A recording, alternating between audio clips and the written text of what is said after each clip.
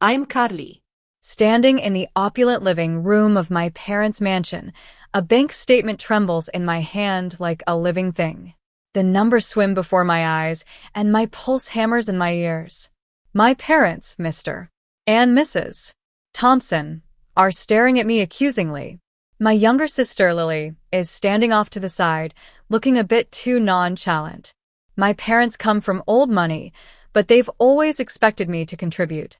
Dad is a strict, no-nonsense man who values tradition and duty above all else. Mom is more manipulative, using guilt and emotional blackmail to get what she wants. Lily, on the other hand, has always been the golden child, getting away with everything.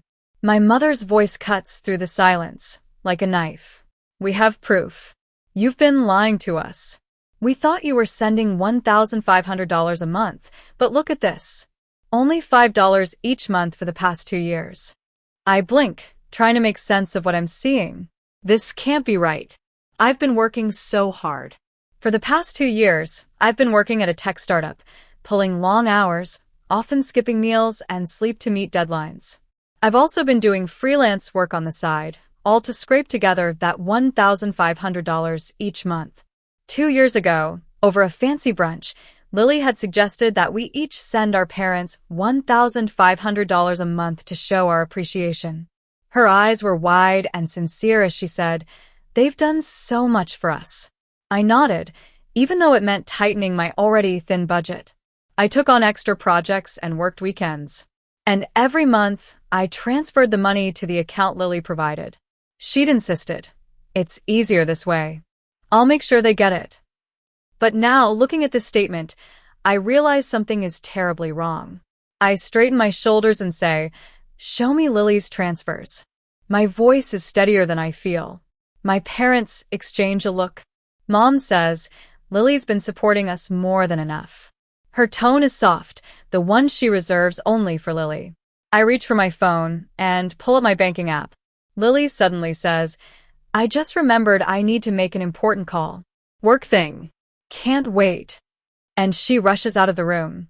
I scroll through my transaction history. Each $1,500 withdrawal is a record of my sacrifice. 2 years of hard work, missed social events, and constant stress. And now they're accusing me of not sending them anything. I show them the account number I've been sending the money to. Dad squints at it, and then his face darkens. "That's not our account." A wave of heat rushes up my neck. I look at Lily's Instagram, filled with luxury vacations, designer clothes, and a new sports car. It's all become clear. She's been using my money for her own lavish lifestyle. I burst out of the house and find Lily in her car, idling in the driveway. I slap my hand on her window. "Where's the money, Lily?" "The $36,000 I've sent over the last 2 years. Her manicured fingers grip the steering wheel tightly. "You're being ridiculous," she says, but her voice wavers. I shove my phone through the window. "Look at these transfers. To the account you said would help our parents."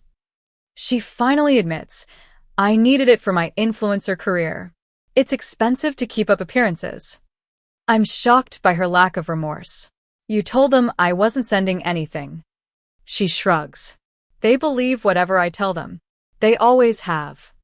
I step back, feeling a sense of betrayal like never before. She revs the engine and says, "You're the sucker who's been paying my bills. Good luck convincing them it wasn't your fault." I turn back to the house.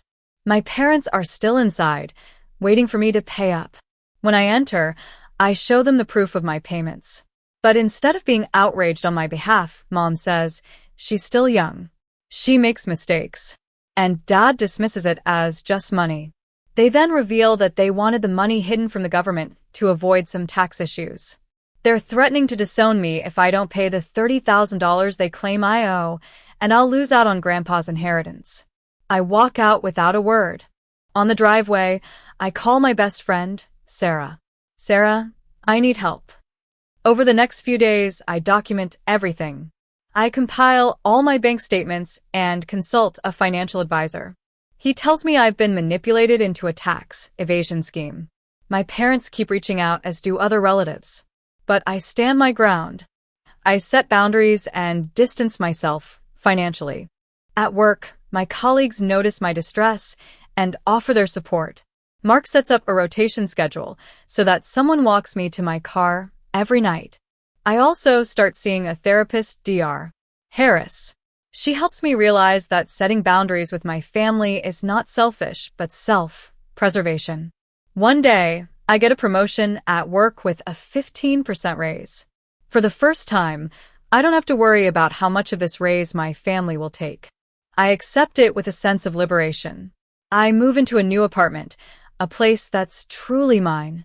I delete all the family group chats and silence their notifications. As time passes, I see the consequences of my actions. Lily's influencer account starts to crumble. Her follower count drops, and her luxurious lifestyle is no longer sustainable. My parents have to downsize their mansion and adjust to a simpler life. One day, I get a text from my father. "Your mother's in the hospital. She's asking for you." When I get to the hospital, I find out it's just a panic attack, not a serious health issue. They're still trying to guilt-trip me into giving them money. I look at them and say, "I can recommend a great financial counselor." Mom's face hardens and Lily erupts. "Why won't you help them?" I meet her gaze directly. "The same reason you spent my money on yourself." I walk out of the hospital room, feeling lighter than I have in years. I'm building a life for myself, free from the weight of my family's expectations. And I'm not sure I care what they think anymore.